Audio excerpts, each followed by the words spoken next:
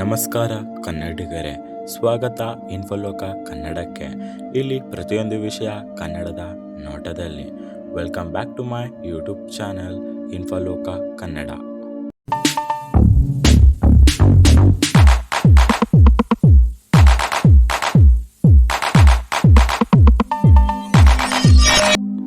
ಈಗ ವಿಷಯಕ್ಕೆ ಬರೋಣ.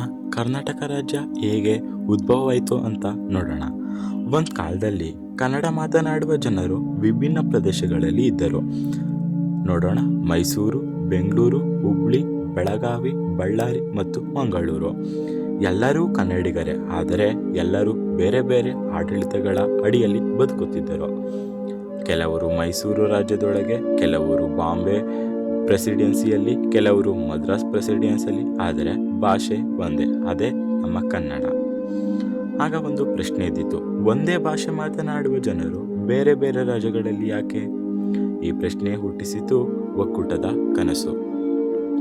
ಆಗ ನಮ್ಮ ಕನ್ನಡಿಗರಾದ ಕುವೆಂಪು, ಬೇಂದ್ರೆ, ಅಣ್ಣಭಾವ ಮುಂತಾದ ಅನೇಕ ಕನ್ನಡ ಹೋರಾಟಗಾರರು ಕನ್ನಡ ನಾಡಿನ ಏಕೀಕರಣಕ್ಕಾಗಿ ಶಬ್ದ ಎತ್ತಿದರು.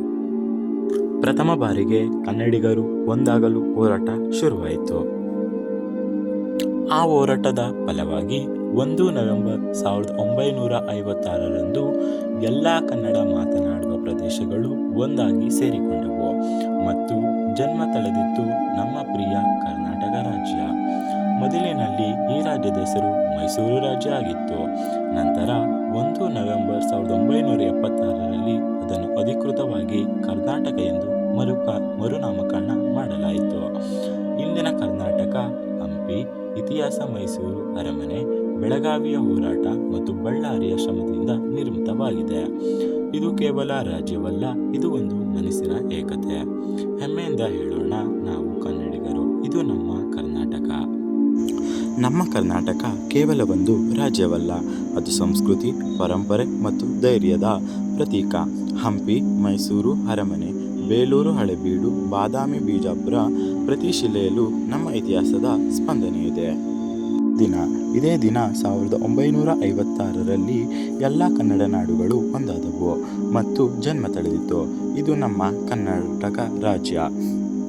ಇದು ನನ್ನ ಮೊದಲ ವಿಡಿಯೋ. ಎಲ್ಲರಿಗೂ ಕನ್ನಡ ರಾಜ್ಯೋತ್ಸವದ ಹಾರ್ದಿಕ ಶುಭಾಶಯಗಳು. ಇದು ಇನ್ಫೋಲೋಕ ಕನ್ನಡ. ಕನ್ನಡದಲ್ಲಿ ಮಾಹಿತಿ ಲೋಕ. ನಿಮ್ಮ ಬೆಂಬಲವೇ ನಮ್ಮ ಶಕ್ತಿ.